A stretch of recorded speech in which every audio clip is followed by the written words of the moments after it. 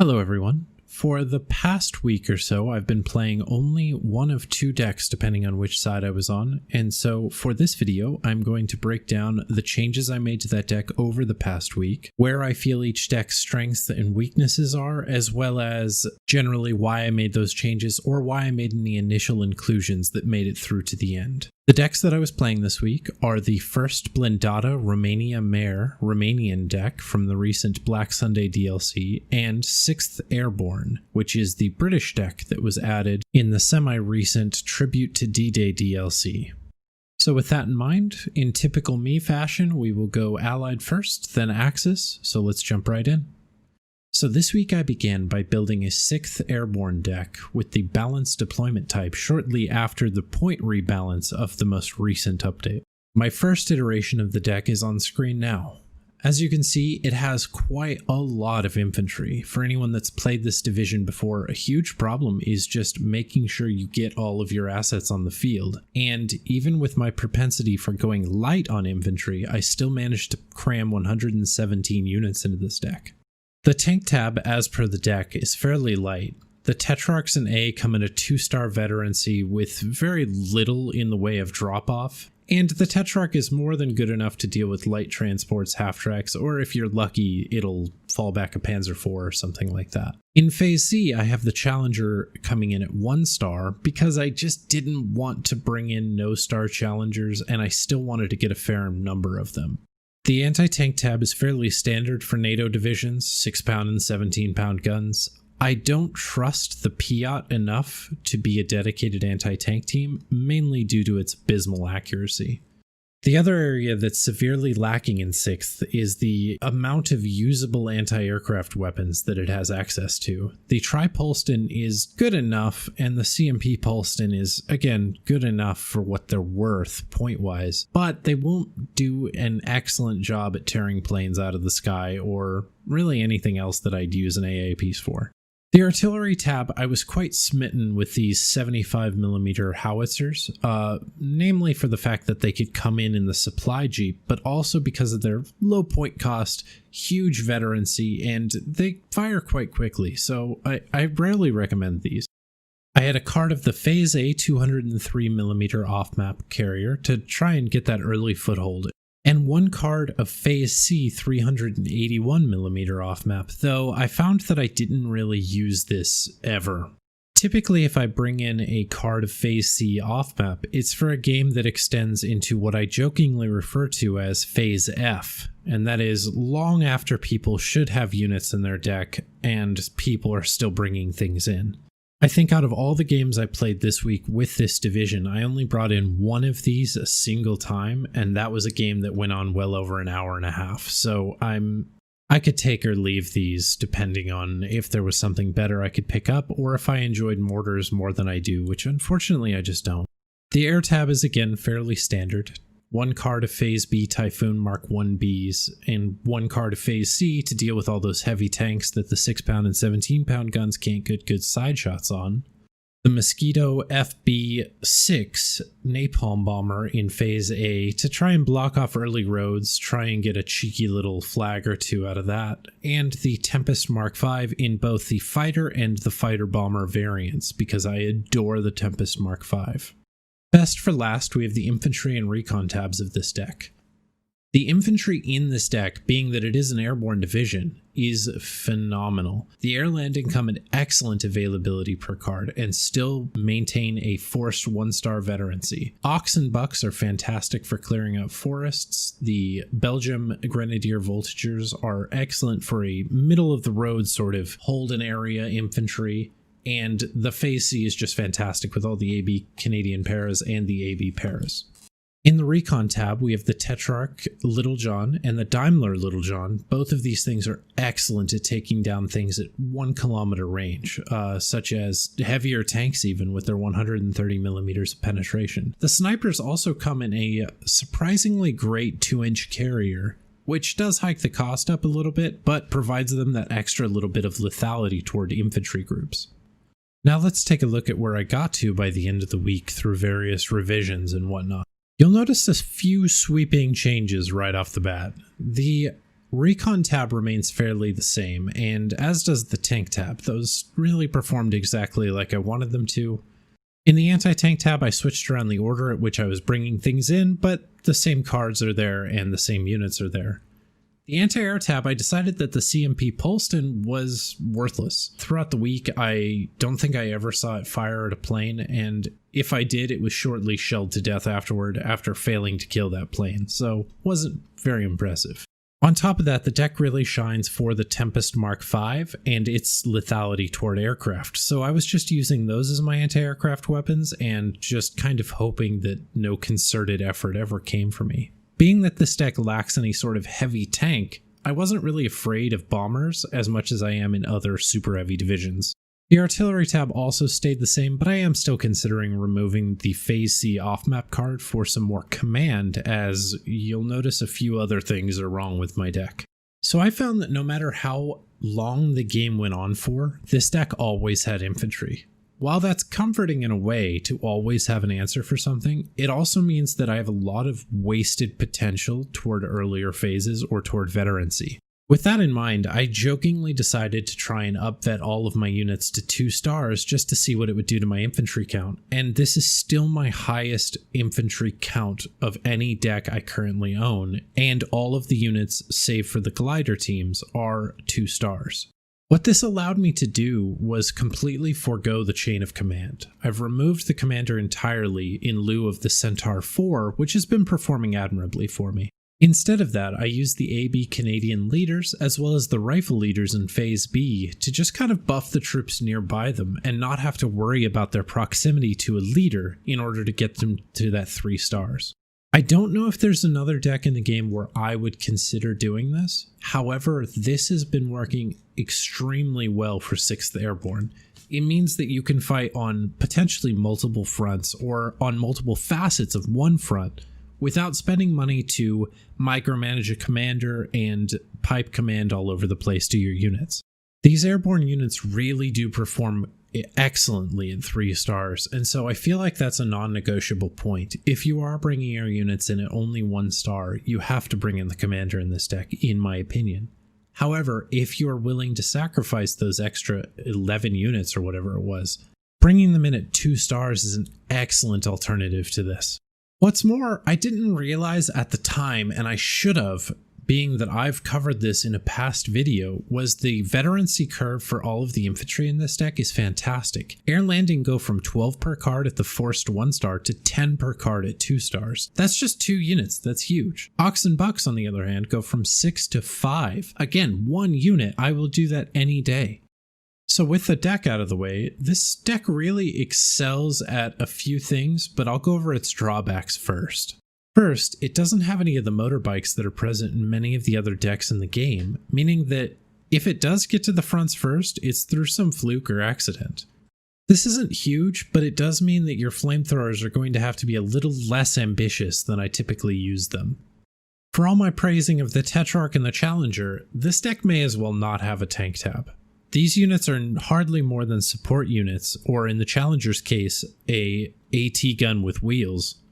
And they really struggle against any Axis armor at all, so I wouldn't tend to use them in that way. Just use them in an ambush role and they'll more than pay for themselves.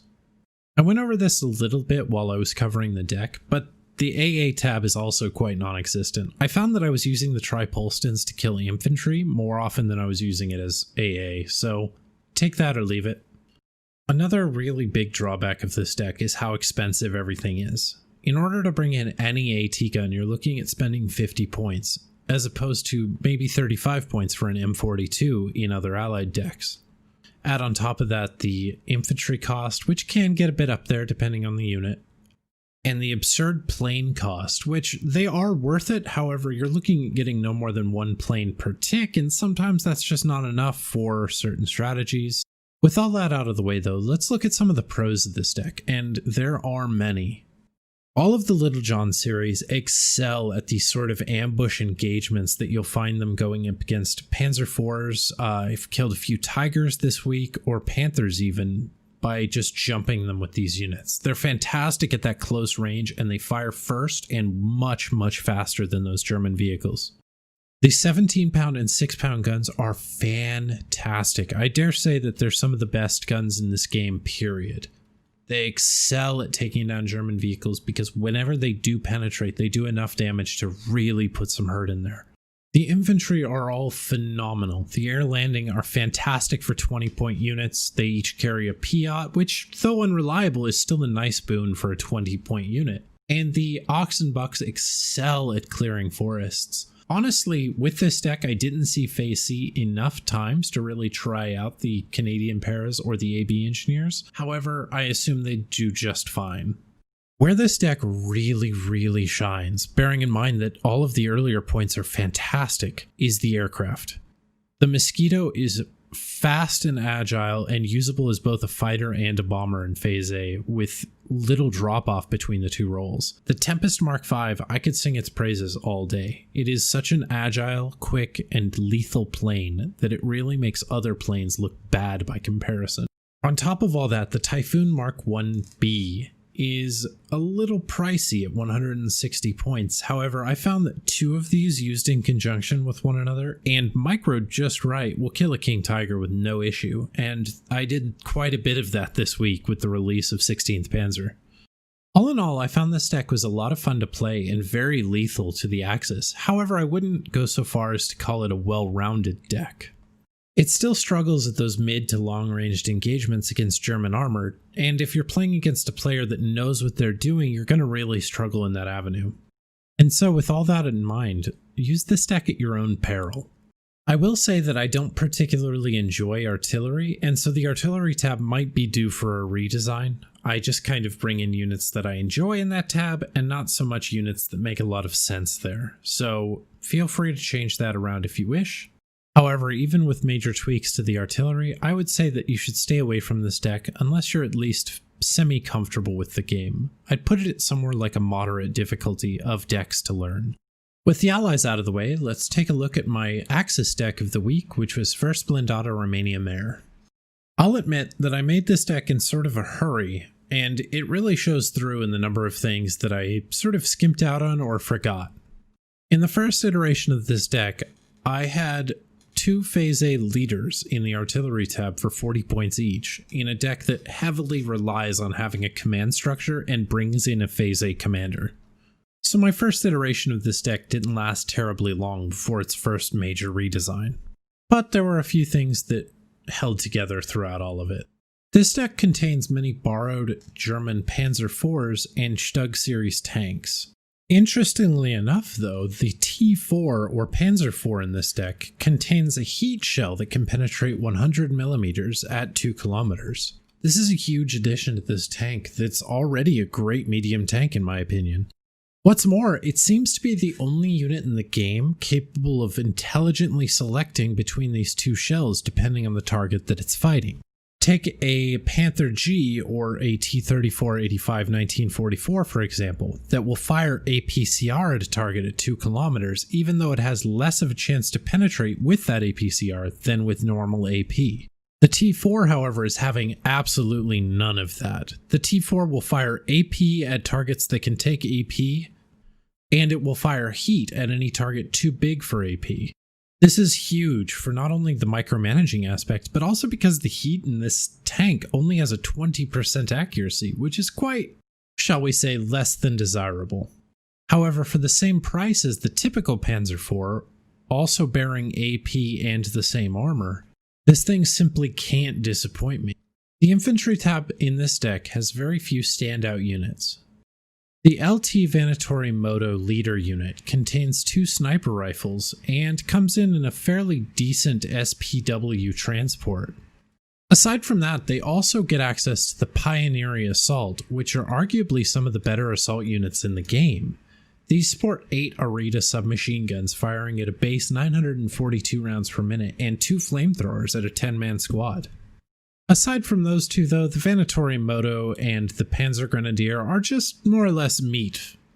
In the anti-tank tab, I've already waxed philosophically about the Venatori Decatur, but this AT tab also features the Rosita AC 75mm anti-tank weapon that penetrates 160 millimeters of armor, does 8 damage, has 45% accuracy, and fires at 15 rounds per minute at base. This weapon also features indirect fire, much like the DCTsS 3, and can fire like an artillery piece because of this.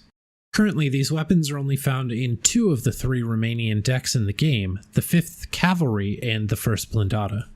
In my opinion, these are the best anti-tank weapons in the game. Aside from that, this deck has access to fairly substandard AA, which seems to be the theme of this week. The artillery tab is okay, and gets access to the 150mm howitzers that come in the supply vehicles. The air tab is also okay. The cluster bomber almost always gets its rounds off in Phase A, and past that, the Phases B and C JRS-79Bs are a decent enough bomber. Thankfully enough, in my second iteration of the deck, I was able to fix a few things. While I do miss the T4 in the Recon tab, as more T4s is always good, the SPWs were a much better fit for Phase A and the points needed to go elsewhere. I've moved the LT Vanatory Moto Leader Squad into Phase A, where I get 3 per card, and I've brought them in the SPW 20-point troop transport because this is just a fantastic vehicle. I've also added the T4 command unit in Phase A in order to get the command on those early Panzer IVs. Swapping out a few things in the support tab allowed me to grab the Stuff 42 instead of the MG 42 and the IG 18 teams. The anti-tank tab stayed exactly the same. It worked absolutely perfectly the first time, so there was no reason to change that at all. The anti-air tab, I kind of just went for numerosity instead of quality, and so I swapped from the Flak 36 carrier in Phase C to the 20mm Flak 38. The artillery tab also saw a rework because the off-map plane was ridiculously awful. Off-map planes in this game have to be practically tickling a target in order to drop its actual munitions, and I found that it got shot down every time I used it, and so I just wasn't about that life anymore. So with this final version of the deck, let's get into its strengths and weaknesses. First, it is fairly weak as far as armored decks go. It has no access to Tigers or Panthers, it has no King Tiger, and so it's just going to lose outright to IS-2s at 2 kilometers. Your best bet is playing this a lot like a French deck or something like that, in that your tanks are mainly used in ambush roles or in support roles to infantry. This deck excels in the role of mid to short-ranged engagements because it has decent enough infantry, and with the Panzer IVs and Stug 3s to support, it typically does very, very well in those sorts of engagements. While I just praised the infantry a moment ago, they aren't as good as other specific infantry divisions, and so your niche is not going to be found within a city or a forest where close combat is going to be happening a lot. This deck is much more versatile than it is specified, and because of that, it sort of suffers on every front, however makes up for it on every front, if that makes any sense. If I had to choose a standout unit from this deck, it would be the SPW MIC 20mm Recon units in Phase A. These guys typically accompany my opening up, and if they find and kill the opening gun sent to wherever it was, they typically sneak around behind, wreaking havoc on the back line. Almost the same as 6th though, the thing that I would change most about this deck is the Phase C inclusion of the 150mm howitzers. These units are excellent, however I just find that I don't use them. Now let's look at some of the better sides of this deck. For 55 points, the T4, especially given that it will intelligently micromanage its ammunition, is a fantastic unit. On top of that, the Stug is never anything I will ever complain about. The Rosita 75mm gun being the best gun in the game really plays a factor in this too. Typically, you're able to bait a tank into combat with the T4s and sneak one of these 75mm guns up and ambush the side of whatever tank you're fighting. Add on top of that the impressive fire rate of these weapons, and they're also devastating toward infantry or toward light vehicles found in the open. Something that I always forget about these weapons is that they have smoke shells and can be used to help your infantry advance or to help themselves fall back. I wish I'd remembered that quite a few times when these guns were pinned down, that they could have just smoked themselves off. Overall, this deck is much more straightforward than 6th Infantry. It's just a lot of things, and if you can use all of these things together, then you're probably going to beat whatever you're fighting. That's going to do it for this week's video on a week in review of these two decks. Next week I'll be playing another couple decks and giving a similar review of these. Once again, let me know if you'd like me to cover any specific topics in the comments below. Thanks for watching, and I hope you've learned something.